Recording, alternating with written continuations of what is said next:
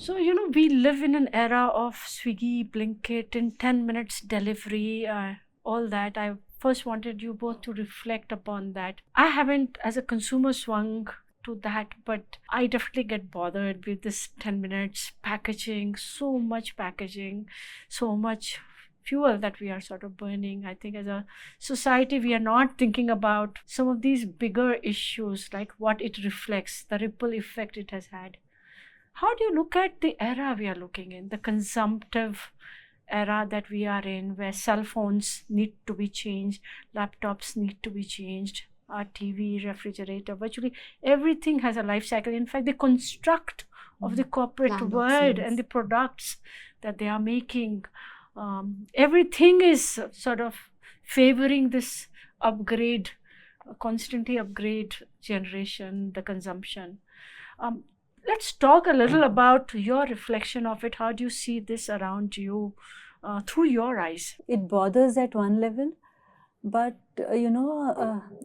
after thinking about it, one also feels that these are kind of complicated issues, because sometimes it feels good that Swiggy or Blinkit or Zomato or these kinds of Uber, Ola, all these kind of Do you startups. use Ola, Uber? We do. You Sometimes. do. What about you, Sahar? Yeah, I Ubered here this morning. Yeah. So Largely, you do. Okay. yeah. Though we prefer the electric Yeah. vehicle options now. Both of and you have electric vehicles? we have. But now that also, looking at the lithium-ion batteries and where it's coming from, and the rare earth metals that are devastating that part of the earth where they're coming from, also bothers. So surely these wicked issues which we don't know how to solve, some systemic solutions will need to be, thought about. But yeah, at one level, one feels good that yes, these kinds of startups are generating so many livelihoods, so many jobs, that access to money for many people have become easy because people are working for these companies. But yeah, this whole instant as a format it's overhyped. I feel, what is this What whole 10 bothers minutes? you the most? Because it masks many of the exploitation that happens beneath it. In saying that we'll get it so fast, how can be something available that's not real for me? That is an artificial construct for me, to be able to give something so fast. Can you tell a tree to give me an orange so fast?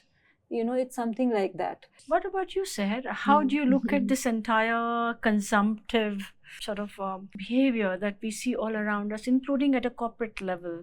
I think I have to take one step back, though, Go ahead. to tell you a little bit about why I tried to set up Bare Necessities, right? It was seeing the amount of plastic that was being generated by everyday personal care products and food products and basically FMCG products, and looking at my own personal life and how much waste I was generating. What products do I use on a daily basis? So my solution was to start making it myself, right? But also sometimes it was not so easy, or I felt like I had to go to different, one shop I will go get oil, one shop I will go get this one. So I was thinking about, hey, I think there are other people who are also looking to consume more mindfully. So what if these things that I'm making at home, I'm able to give that option to a conscious consumer, which I know people care. I know, and in your book you refer to Bangalore as a city with a soul or a city with a heart, right? And I was like, yeah, and I want to believe that about my city. So what if we gave an option that is cleaner, more sustainable, packaged only in something that is reusable, compostable, or something that I can take back and I can recycle for further usage. So that's how I started. I was just doing Santes on weekends, on once a month, with the products that I was making in my own house, my own mom's kitchen, bless her. So that's how it began. And then slowly, I really saw that it was picking up. And I, while it was a side hustle, while I had a full-time job, slowly I kind of saw that there were stores approaching us to say, hey, I love this. Can you give this to me in bulk? Will you white label for me? So I was doing that. And then on Saturdays and Sundays, delivering in my mom's car, the thing in the warehouses, and all of that. So after some time, I had enough capital, and I said, okay, fine, let me go ahead and take this plunge. And I went ahead and quit my full-time job to start Bare Necessities. So for me, it was very intentional to meet people where they're at. So if you want and if you can afford to purchase, you can purchase. If not, we do talks and workshops where we'll teach you how to make it. If you want, you can make it in your own house as well. So that was the philosophy. Slowly it evolved. And the pandemic had the time and the ability to write the book and pen down a lot of these recipes. Not just recipes, but also resources. So where can I go for secondhand clothes? How can I thrift my clothes? How can I organize my own, a thrifting circle in my own community, my own apartment, my own office? So thinking about everything, your shoes, your soles, can you give it a green sole? So it was also kind of the idea was to digitize and to create a little book of all things I wish I knew when I got started on my zero waste journey, and looking at all aspects of my life, the way I clothe myself, my personal care, my lifestyle, the city I occupy, the public transportation. So you created a playbook for that? Exactly. Where is it? It's called Bare Necessities, published by Penguin. Okay. How to lead a zero waste lifestyle. Okay. So it was. So I was trying to meet people where they're at. So if you can make, go for it. If you don't have the time to make and you're busy, you can purchase from Bare Necessities, and that was how I started. So for me, actually, I had a huge internal conflict as we're scaling and growing.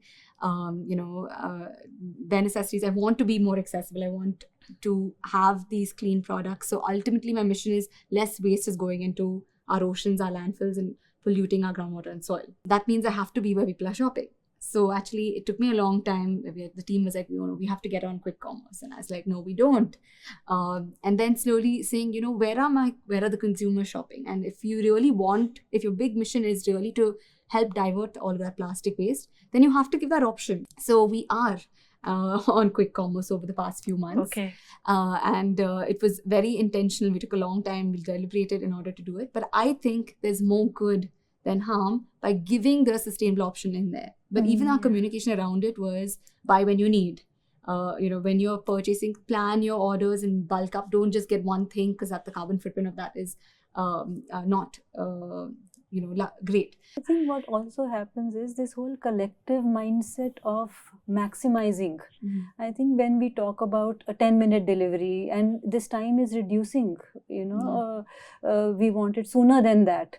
It's also we want to maximize every opportunity. I think this also goes against our collectivist kind of a culture where we want everybody to gain in the process. This whole anthropocentricity is getting onto us, I feel. So one of the things that at least occurs to me is this chase of instant gratification. I think right. I grew up in an era where you wanted a new dress and your mom would tell, Durga Puja aega, then you will get it. You want a new something, school bag, the new academic session, then you'll get it. And you waited for it, like with excitement, longing for it, right? Even the small things That's right. held so much pleasure in you getting it. Absolutely. I think the joy of getting something new, because you're no longer longing for it. You want it now, you get it in 15 minutes. You get it in a day, right from most exotic stuff to smaller stuff. And I think even if I don't look at any of this, as a consumer, that joy of having something, right? Yeah. Instant gratification has taken away. There's no joy anymore left that you will get something with some longing and some sort of weight. So actually, you're calling it joy. It's actually the preciousness of that something that that gives you that joy. Yes. And we also feel it actually when these conveniences are just pushed away. When we thought of not having taps as convenience, actually now water feels so precious because we are harvesting it, we are just storing it for the year, and we are using it and it's your water you generated, huh? Yeah, actually not our water. Nature's bounty, actually it's the abundance of nature. And when you are in real in touch with that, actually that preciousness is the joy, that it gives so much joy because you're holding it preciously. Then you want to conserve it. And actually if something that we want to conserve, how are we making it precious enough or not? I think that's the thought. Sid, do you want to talk about the journey of Bare Necessities as an organization, some of these internal conflicts that you have experienced as an entrepreneur and at a personal level as well, right? And then, of course, talk about the market, the consumerist way of looking at it, how that market has been evolving, the psychographics of your consumers have been sort of changing. Take us through that. What has the journey been for you as an entrepreneur, a founder of Bare Necessities? For sure. I think first of all, I was very optimistic. Which year was this when you founded it? I would say my first few pop-ups were in 2016, 2017.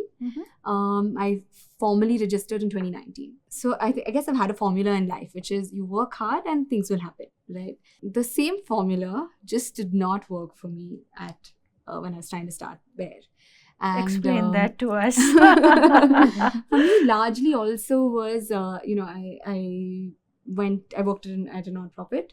And then, yes, I did some B2B orders for which I had a little bit of capital. But I was pitching, and I was trying to pitch my idea around sustainability to whom? To investors and things like that. And, I was comparing myself to my classmates who were in California from undergrad and from grad school in Cambridge and in London. And they were founding startups. They were having access to capital and all of that. And I was like, what is wrong with me that I'm not able to... Say 2017, 18? Yeah, 2017, 18. I was pitching away and, it was like crickets, nothing. So for me, then I said, you know what, just put your head down and build. And I just was building slowly, but consciously doing a lot of things by myself. And then slowly, the team grew one person by one person. And then... With your own capital? From the B2B orders, what was coming, I was kind of saving and then kind of planning and things like that. So we were growing very humbly, I would say. So I think that was one challenge for me, to just trying to navigate or unlocking access to capital as a young founder. I didn't know how and, all of that. I think that was something that was quite hard at first, and it was harder than I anticipated it, because maybe I was comparing it to my classmates and peers who were in different contexts and they were having more luck than I was. Then something pretty special happened actually in this room. In this room? Yes. Yeah, tell me more. There was, I got invited by Social Alpha for this, looking at conscious consumption, and there's a scoping activity, and it's going to be at Axel office. So I said, okay, and, I was excited to share more about what we're building at Bare Necessities, and I was like, So which year? I think it was 2018 or 2019 early. And I, made the presentation, very excited, all of that. And then right there, Manoj and Prashant said, are you raising? We'd be happy to. And that was my seed. And I'm always so grateful. Will always have such a special place in my heart for that trust, because of that first kind of literally seed capital in the form of these angels who were literally sitting in front of me. So I think that really helped, because from then on, it was just me and the manufacturing team. From there, I was able to bring teammates who actually had some sort of skill set in their expertise, whether that was finance or ops or, things like that. So I think that was really my first, where I went from the next growth stage in my journey.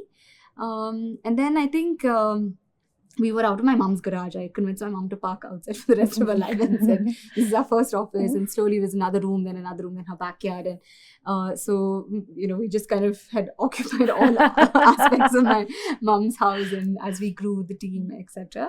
So again... Do you still operate out of that? No, we moved 2 years ago to another office right around the corner. Okay.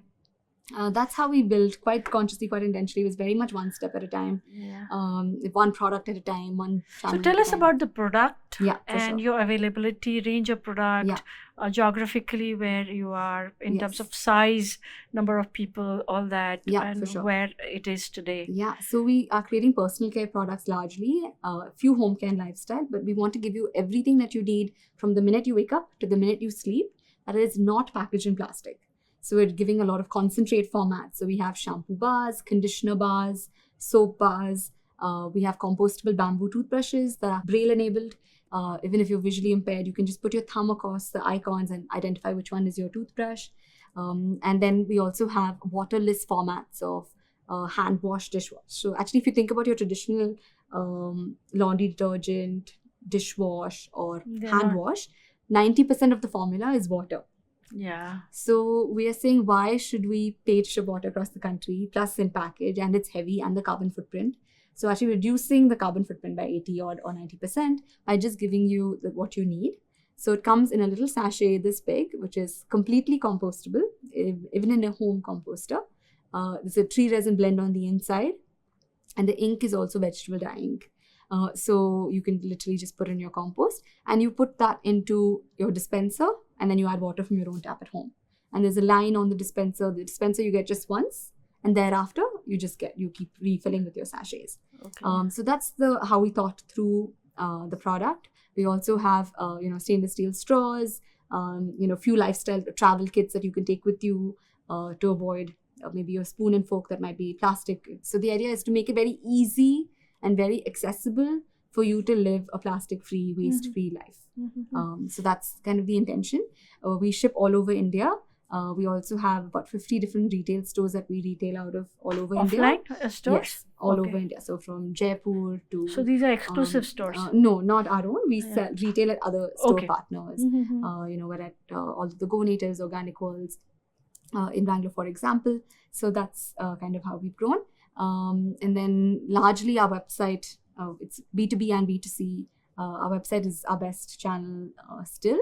But on the B2B front, we actually do a lot of corporate orders, a lot of hotels, eco stays that are, whether they're in Dehradun or Chikmagalur or Leh. So we actually also give them clean amenities because they want to make sure the soil, the groundwater is non-polluting into the ecosystem that we're then growing the food and things like that. So that's a nice, good percentage of our business. What about you, Reva? What does Primalise do? And you have some of these clients that you have. Tell us about what you do. What does Primalise do? And what kind of service, what kind of consulting work that you do with these organizations? So Primalise is a consulting firm. So Primalise actually deals with the core essentials, is what I would say, for people who call us to work with their teams. So looking at our expertise, I would say, is making sense of socio-cultural systems, maybe the socio-economic system, the socio-cultural system, and trying to bridge the gap and trying to integrate both of them for our clients. So bringing congruence for our clients, bringing congruence between their purpose, their pursuits, and then, taking them to the core essentials that they feel are the core essentials. And these are at an organizational level, enterprise level, correct? Yes. So these are corporate clients that we have. We have social sector clients also. Okay. So that's what we do. How it links with what our living and our work is, maybe the working at core essentials and bringing congruence is what is common and same at both the places. Can you talk a little about who are these clients and how has that client landscape changed for you? The kind of organizations who are coming up to say, oh, I need to embrace this. Actually, any kind of an organization for whom making sense of their socio-cultural setup is important. Those who are in the business of making narratives, stories, for them, their socio-cultural setup, understanding that is very important.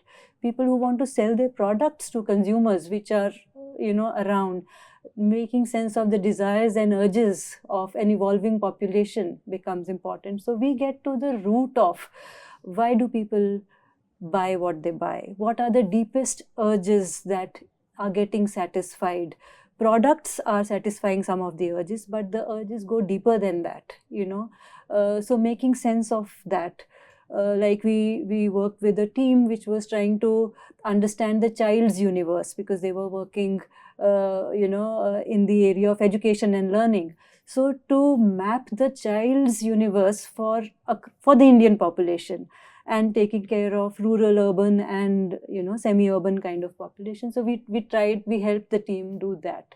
So it's something like this, making sense of the socio-cultural setup and trying to root oneself in the business ecosystem as well. So we try to bridge that gap. So Sahar, I wanted to ask you, who are your consumers? How has that sort of landscape changing, evolving for you? It was largely young moms because they were the smartest, most aware, and they had the experience of reading the labels on the back, and if they were, trying to stay away from certain ingredients while they were pregnant or while they were young moms. So they were my first cohort, I would say.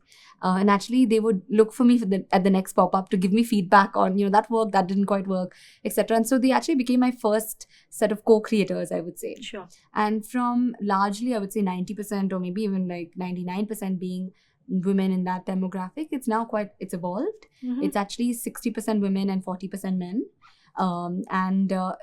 It's young millennials, who are looking to like align their consumer choices with their values. I care about sustainability, and therefore I am a bare consumer, for example. So there's a bit of social signaling, and that could be on social media or it could be offline, however that takes shape. And then it is definitely more tier 1 cities, digitally enabled. I would also say there is a segment of women who in their 60s, etc., who are nostalgic of products they used to use, like Multani Mitti and Rita and all of that. Like my mom's demographic as well, who appreciate that because they're nostalgic of the ingredients they used to use maybe growing up. So it's evolved from quite a specific audience to quite a broad audience now. How much of this you think is this fad, this aspirational, that suddenly this has become aspirational? This is the fad, with a small sort of young cohort, a young set of small cohort, which is kind of leading this brigade. How much would you put it to that, the greenwashing that people talk about? Brands indulge in it, corporates indulge in it all the time. I think every product or every thought also evolves by and by, and maybe this would be one initial step in the journey of that concept to take root. I think of it like that. If it's a fad, well, so be it. The way organic produce is, and sometimes we see labels saying this is organic and this is, pesticide free and stuff. And they are more expensive right now than the other, stuff. Maybe that's just an initial part of the journey. That people are seeing value in it, for me, that's heartening. And, that people are seeing value in something which is produced with care. With mindfulness, that this is how, like you are talking about end of life, being mindful of where will the packaging go, and whether it can be refilled or waste being reduced. I think if that's right now at a fad stage, I have a feeling that will only grow. So we'll wait for it to become mainstream is how I look at it. So I think it's two questions here. One, it can be more performative from whoever wants to exhibit the green image, right? And that could be brands, it could be companies, it could be whoever. But I think from a consumer perspective, it's very real, right? You will not spend money on something if you don't really buy into it. And you do vote with your money, I feel, and vote with your wallet. So I feel from the consumer point, it's more authentic. I also think consumers are very intelligent, and there is access to so much information. You can literally take a photo of the label, put it on ChatGPT and say, is this good? And so I think, and there is information and technology available to make you discern. So I think consumers are very discerning, and they will not purchase a product if they don't genuinely think that it's better. But yes, I think there is a bit of, signaling. There is a bit of signaling, sure. But I also do think that maybe companies are trying to make use of that kind of greenwashing to kind of make advantage and make an extra sale or whatever, and in their own positioning. But I do think the consumers are getting cleverer. What I do think is we are in the business of changing mindsets around sustainability. So even if you're not buying from Bare, but if you're buying from someone else that is plastic free, that helps in the mission that which I think we set up the brand. Maybe my goal isn't to be the most profitable, most successful business in the world. It is maybe for that thought process to get mainstreamed, and to maybe for all brands to have such a clean, sustainable packaging and clean formulation that is non-polluting to the groundwater. So I think it's great to see that it's kind of becoming more mainstream, because I think that's ultimately my mission, for sustainability to become the norm and not just be that exception. What about the cost? Is it, typically if you look at organic versus normal, so there is a cost differential, right? And there is a sort of premiumization that you see. If money is the lens through which you look at it. It's an economies of scale problem and solution. So actually, as more people are demanding for better products, more manufacturers will create those alternatives. And if we're able to produce in slightly larger volumes, you're able to kind of negotiate better rates with everyone. So can we stay on this question of scale and how much of scale? So scale at some level leads to this entire industrialization of everything that we know, right? And I know that Reva sort of talks about the local economy and feeding that rather than sort of looking at this packaged, industrialized world dependent on transporting stuff. Is there a delicate balance that needs to be drawn between how much to scale and the complexity that it brings into your business model and into your thought process? Can we talk a little about that? How much to scale and not, and the dilemmas and challenges you grappled with? Oh, there's so many for sure. Please talk about it, and then Reva should just definitely talk about it. I think, I've been reading a lot about degrowth and what that means. About degrowth. Degrowth. Yeah. Okay. Because in terms of growing, that's just extractive, and the amount of resources that it's a linear. So you're saying instead of this linear trajectory of growth, there are times that you need to take stock and maybe degrow. Is that what you're talking about? So yeah, I mean, right now there's this, there's a lot going on around how we kind of focus a lot on productivity and growth and all of that, but maybe we need to reset, relook. What about you, Reva? How do you see this chase of scale and growth that she's talking, and the dilemmas that she's facing, and especially from your point of view, where you want to feed the local market, local ecosystem, be as plugged into the locals' consumption as possible? How you are sort of looking at the local economy at a consumer level, and at a more consultant level, how do you make sense of this dilemma that she's talking about? I feel somewhere at a unit level, if you come back to looking at as individual, or as a family unit, or collective as communities or businesses or corporates, or as a country, if we zero in on the unit that we are, and that unit, what is the normal for that unit? If we can maybe come to a consensus on that, as a unit, as a business unit, or as a family unit, or as a nation, this is the normal that we want to live by. And then, scale accordingly. Now, as if I look at growth has been also very linear in the way we've seen it go past us, a very linear definition of what growth is, what ought to be, and how I will feel successful, or I will feel that I've grown. If we follow this linear paradigm, I think we won't even know where we started from and where we'll end up, whether we will be sustainable or not. But if I look at ourselves, how we've tried to, make sense of it is for our subsistence. If we can be independent, if we can be independent and not be dependent on, things which are draining us down, but for our, for our thriving, if we can be interdependent on the local economy. That's been our thumb rule. We can't, humanly it's impossible to just take care of the well-being of the whole world. It's humanly impossible. Sure, things are more visible to us thanks to technology, social media and all that news, that we are able to see what's happening in each corner of the world. But we can't physically reach out to multiple corners simultaneously. So somewhere we feel if we come back to trying to make sense of what is human nature, what is human scale, what is human pace, being in touch with that probably will give us insights into, right now I'm talking human scale, human pace, this itself is anthropocentric, but what would be nature scale, what would be nature pace? If people with different abilities would come together and work, what would be that average ability? If this whole supernormal ability becomes the new normal, then what is natural normal starts to appear abnormal in a way, or subnormal. I think that's where the answer to growth could come from. Aren't we looking at supernormal growth, which is super efficiency and super intelligence and all that? Is it humanly even possible in a collective? All of us sitting here are sitting with different capabilities, And different sustainable. intelligence, is it sustainable? Yeah.